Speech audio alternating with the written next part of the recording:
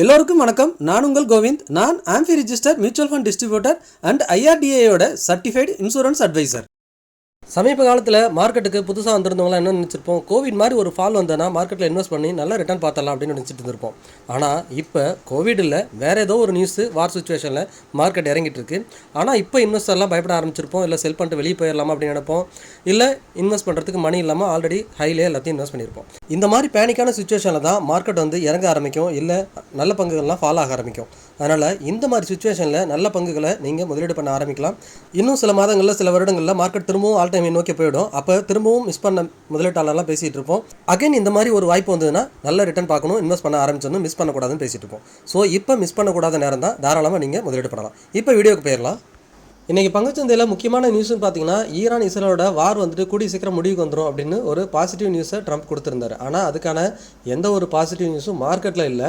அதுக்கப்புறம் பார்த்தீங்கன்னா, இந்தியாவுக்கு வர அந்த ஆயில் சப்ளை பண்ணுற சிப்பெல்லாம் அலோவ் பண்ணுறோம் அப்படிங்கிற மாதிரி ஈரான் அப்ரூவல் கொடுத்துருக்கிறதா ஒரு நியூஸ் ஆஃப்டர்நூன் வந்துச்சு. அதுக்கும் மார்க்கெட் பெருசாக ரியாக்ட் பண்ணலை. ஸோ பாசிட்டிவாக இருந்தாலுமே மார்க்கெட் வந்து இப்போ பெருசாக ரியாக்ட் பண்ணலை, கண்டினியூஸாக ஃபாலில் தான் இருந்துச்சு. சென்செக்ஸ் பார்த்தீங்கன்னா 800 புள்ளிகள் சரிவில் வர்த்தகம் நடந்திருக்குது. ஓப்பனிங்கில் ஒரு 76,300 அந்த இடத்துல ஓப்பன் ஆனிச்சு. அங்கேருந்து திரும்பவும் 75,800 வரைக்கும் போனது. அங்கேருந்து 800 புள்ளிகள் உயர்ந்தது, திரும்பவும் 800 புள்ளிகள் தாழ்ந்து பார்த்தீங்கன்னா ஓப்பன் ஆன இடத்துக்கு ஒரு யூ ஷேப்பில் வர்த்தகம் நடந்திருக்குது. சென்செக்ஸில் 30 பங்குகளில் வெறும் 6 பங்குகள் மட்டும் இன்றைக்கி ப்ளஸில் வர்த்தகம் முடிஞ்சிருக்குது. ரிமைனிங் இருக்கிற 26 பங்குகள் மைனஸில் தான் வர்த்தகம் நடந்திருக்கு. இன்றைக்கி பவர் செக்டார் ரிலேட்டடான பங்குகள்லாம் அதிகமாக உயர்ந்திருந்தது. எஃப்ஐ டேட்டா பார்க்கலாம். எஃப்ஐ டேட்டா பார்த்தீங்கன்னா நேற்று நம்ம மார்க்கெட் இறங்கியிருந்தது. எஃப்ஐ பார்த்தீங்கன்னா 6,200 கோடி செல் பண்ணியிருக்காங்க.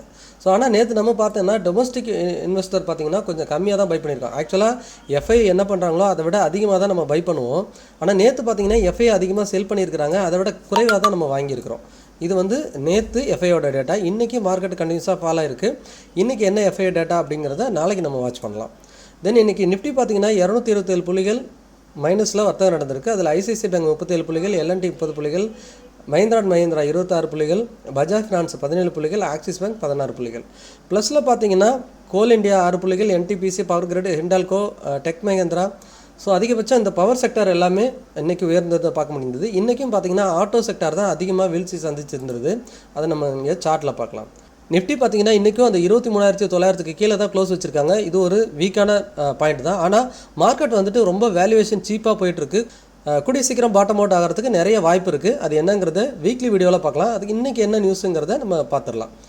நிஃப்டி பொறுத்த வரைக்கும் இந்த 22,900ங்கிறது அடுத்த சப்போர்ட்டு. எவ்வளோ ஃபாஸ்ட்டாக இந்த இடத்த ரீச் ஆகுதோ அவ்வளோ ஃபாஸ்ட்டாக ரெக்கவரி நடக்கும்.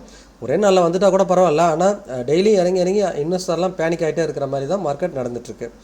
இதுக்கு அதிகமான காரணம் பார்த்திங்கன்னா, இந்த 3 வாரங்களாக கண்டினியூஸாக பார்த்திங்கன்னா பேங்கிங் செக்டார் தான் அதிகமாக ஃபால் ஆனிச்சு. பேங்கிங் பார்த்திங்கன்னா 61,000லேருந்து கண்டினியூஸாக இந்த மார்ச் மாதத்தில் 54,000 வரைக்கும் 10% விழுந்துருச்சு. நிஃப்டியும் 10% விழுந்திருக்கு. இதுக்கப்புறம் அதிகமாக வீழ்ச்சி சந்திச்சது பார்த்திங்கன்னா ஆட்டோ செக்டார். ஆட்டோ செக்டார் பார்த்திங்கன்னா கண்டினியூஸாக 2 வாரங்களில் 26,000லேருந்து ஏற்கனவே 25,000 வந்துருச்சு. ஸோ இந்த 24,000ங்கிறது அடுத்த ஒரு ஸ்ட்ராங்கான சப்போர்ட்டாக இருக்கும். அது என்னங்கிறது வீக்லி வீடியோவில் பார்த்துடலாம். பட் இப்போதைக்கு இன்னும் ஒரு 1000 புள்ளிகளில் ஆட்டோ செக்டாருக்கு ஒரு ஸ்ட்ராங் சப்போர்ட் இருக்குது. தென் இன்றைக்கி எனர்ஜி செக்டார் பார்த்திங்கன்னா 2% உயர்ந்திருந்தது.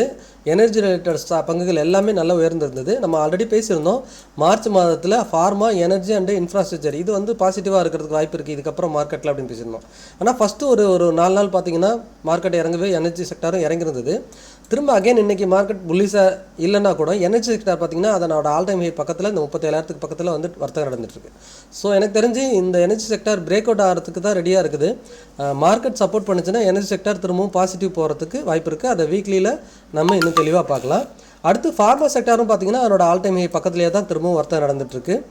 மார்க்கெட்டில் கொஞ்சம் பாசிட்டிவாக இருக்கிறது பார்த்திங்கன்னா ஃபார்மா அண்ட் எனர்ஜி இந்த 2 செக்டாரும் வர்த்தகம் நடந்துகிட்ருக்கு. இதை தாண்டி பார்த்திங்கன்னா ஐடி வந்துட்டு அந்த 29,500 ஏறக்குறைய 30,000 கீழே பிரேக் பண்ணி ஒரு 500 புள்ளி கீழே வர்த்தகம் நடந்துகிட்ருக்கு. இது கொஞ்சம் நெகட்டிவான நியூஸ் தான். ஒருவேளை திரும்ப அடுத்த வாரத்தில் ஐடியை வச்சு அடித்தாங்கன்னா மார்க்கெட் கீழே ஒரு 1000 புள்ளி இறங்கிடும்.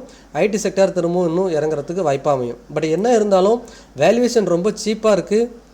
நல்ல பங்குகள்லாம் ரொம்பவே வேல்யூவேஷன் ரொம்ப அட்ராக்டிவாக இருக்குது. நீங்கள் உங்களோட ஃபினான்ஷியல் அட்வைசரை கேட்டு இது முதலீடு பண்ணுறதுக்கான நேரம், பயப்படுறதுக்கான நேரம் இல்லை அப்படிங்கிறது என்னோட கருத்து. நிஃப்டியை மட்டும் நம்ம வீக்லி கேண்டிலில் வச்சு பார்க்கலாம். இன்னும் ஒரு நாள் வர்த்தகம் இருக்குது, வெள்ளிக்கிழமை. இதனால் நிஃப்டி பார்த்திங்கன்னா அடுத்த சப்போர்ட் இந்த 22,900 தான் ஸ்ட்ராங் சப்போர்ட்டு. நிஃப்டியோட பிஇலாம் பார்த்தீங்கன்னா ஆல்ரெடி ரொம்பவே லோ வந்துருச்சு, 20 கிட்ட வந்துருச்சு. 90 அந்த ரேஞ்ச். இங்கே ஏறக்குறைய 2025 மார்ச் ஏப்ரலில் நிஃப்டியோட பிஇ ரேஷியோ பார்த்தீங்கன்னா 19. இப்போ மார்க்கெட் 23,900 24,000 பக்கத்தில் இருக்குது. இப்போ அதனோட பிஇ ரேஷியோ பார்த்தீங்கன்னா 20 இருக்குது. மார்க்கெட் அகைன் அந்த 22,900 23,000 ரவுண்ட் ஃபிகராக வந்துருச்சுன்னா இங்கே என்ன வேல்யூவேஷன் இருந்ததோ அந்த 19 பிஇக்கு திரும்ப வந்துடும். ரொம்பவே வேல்யூவேஷன் சீப்பாக இருக்கும். ஸோ அங்கேருந்து அகைன் மார்க்கெட் மேலே போகிறதுக்கு அதிகமான வாய்ப்புகள் இருக்குது. மார்க்கெட் வந்து ஏறக்குறைய பாட்டம் அவுட் ஸ்டேஜுக்கு வந்துருச்சுன்னு நினைக்கிறேன். இந்த வார் சுச்சுவேஷனால தான் மார்க்கெட் எந்த அளவுக்கு இறங்கிட்டு இருக்கு. கூடிய சீக்கிரம் பாட்டம் அவுட் ஆகும். ஒருவேளை நீங்கள் இந்த 22,000 பார்க்குறீங்க அப்படின்னா தாராளமாக நீங்கள் உங்களோட இன்வெஸ்ட்மெண்ட்டை அதிகப்படுத்துறதுக்கான நேரம். அதை நான் திரும்ப திரும்ப சொல்லிட்டு இருக்கிறேன். பாப்பா மார்க்கெட் என்ன ரியாக்ட் பண்ணுது அப்படிங்கிறத இந்த வாரத்தில் தெரிஞ்சிடும். நான் ஏற்கனவே சொன்ன மாதிரி மார்ச் மந்த் வந்துட்டு மார்க்கெட் வந்துட்டு ரொம்பவே அக்ரெசிவாக ஏதோ ஒரு பக்கம் வாலட்டைலாக இருக்குன்னு பேசியிருந்தோம். நம்ம இந்த 24,300 பிரேக் பண்ணால் கீழே 1000-2000 புள்ளிகள் இறங்குறதுக்கு வாய்ப்பாக இருக்குன்னு பேசுகிறோம். ஆல்ரெடி 1000 புள்ளிகள் இறங்கிடுச்சு. இன்னொரு 1000 பாயிண்ட்ஸ் இறங்கிடுச்சு அப்படின்னா மார்க்கெட் பாட்டம் அவுட் ஆகிறதுக்கு அதிகமான வாய்ப்பு இருக்குது. அதுக்கப்புறம் கிராஜுவலாக மார்க்கெட் திரும்பவும் மேலே போக ஆரம்பிக்கும். இதுக்கு முன்னாடி பார்த்தீங்கன்னா தொடர்ந்து ஒரு 5 மாதங்கள் இறங்குனது 2024 தான். அதுக்கப்புறம் அகைன் பார்த்தீங்கன்னா இப்போ 2025 ஜனவரியிலேருந்தே டிசம்பர்லேருந்தே கண்டினியூஸாக மார்க்கெட் இறங்கிட்டு இருக்கு. 4 மாதங்களாக இறங்கிடுச்சு. அதிகபட்சம் மார்க்கெட் இந்த 4 மாதங்கள் இறங்கினதுக்கு ரீடெஸ்ட்டாவது மார்க்கெட் மேலே போகணும். கூடிய சீக்கிரம் மார்க்கெட் வந்து இந்த செல் ஆஃப் நிற்கும் அப்படிங்கிறத என்னோட கருத்து. நீங்கள் உங்களோட கமெண்ட்ஸ் என்னங்கிறத வீடியோவில் போஸ்ட் பண்ணுங்கள். நான் AMFI register mutual fund distributor, அதாவது association of mutual fund in இந்தியாவில் பதிவு பெற்ற மியூச்சுவல் ஃபண்ட் டிஸ்ட்ரிபியூட்டர் மற்றும் IRDAயோட சர்டிஃபைடு இன்சூரன்ஸ் அட்வைசர். மார்க்கெட் இறங்கியிருக்க இந்த வாய்ப்பை மிஸ் பண்ணாமல் பயன்படுத்துங்க. பங்குச்சந்தையில் முதலீடு பண்ணுறதுக்கு டிஸ்பிளே தெரிகிற வாட்ஸ்அப் நம்பருக்கோ அல்லது மெயில் ஐடிக்கோ தொடர்பு கொள்ளுங்கள். பங்குச்சந்தை தொடர்பான டெய்லி அப்டேட்டுக்கு டெலிகிராம் சேனல் லிங்க் கொடுக்குறேன், சர்ச் பண்ணி ஜாயின் பண்ணுங்கள். நீங்கள் இந்த வீடியோக்கு புதுசாக இருந்தீங்கன்னா நம்ம சேனலை சப்ஸ்கிரைப் பண்ணுங்கள், லைக் பண்ணுங்கள், உங்களோட ஃப்ரெண்ட்ஸ் அண்ட் ஃபேமிலிக்கு மறக்காமல் ஷேர் பண்ணுங்கள். மீண்டும் ஒரு நல்ல வீடியோவில் சந்திக்கிறேன். உங்கள் கோவிந்த்.